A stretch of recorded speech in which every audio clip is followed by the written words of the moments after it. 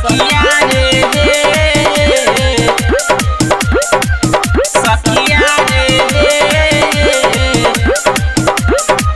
छठी माई बारी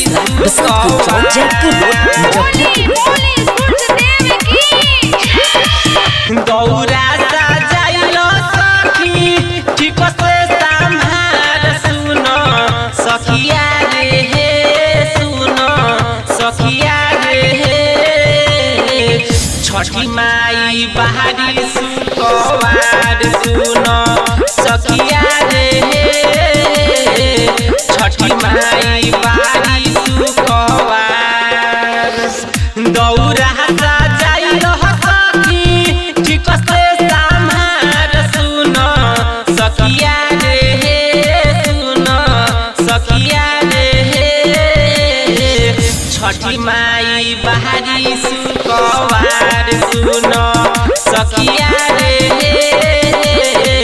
छठी माई बाहरी सुकवार सखिया रे सखिया रे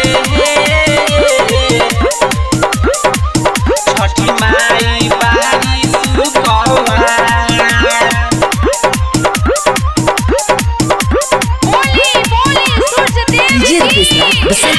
जयपुर रोड मुजफ्फरपुर। सुपली सजई सखी फल फलहार से सेउआ शरीफा संगे निमुआ अनार से सुन न सखी सुपली सहजाइल तू फल फलहार से सेउआ शरीफा संगे निमुआ अनार से बहंगिले जई हे देवरू डगरे डहगर सुन सखिया रे सुन सखिया रे छठी माई बाहरी सुकवार सुन सखिया रे छठी माई बाहरी सुकवार सखिया रे सखिया रे छठी माई बाहरी सुकवार बसंतपुर चौक जयपुर रोड मुजफ्फरपुर।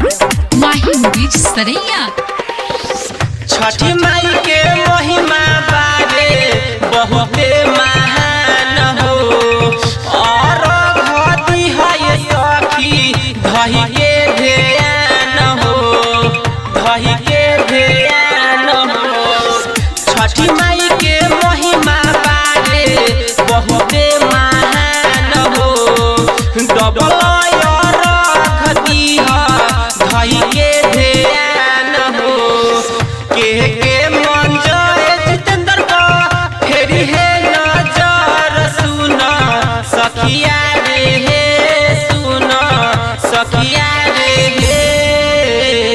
छठी माई बाहरी सुकवार सुन सखिया रे छठी माई बाहरी सुकवार। रिकॉर्डिंग बाय माही बीच सरैया।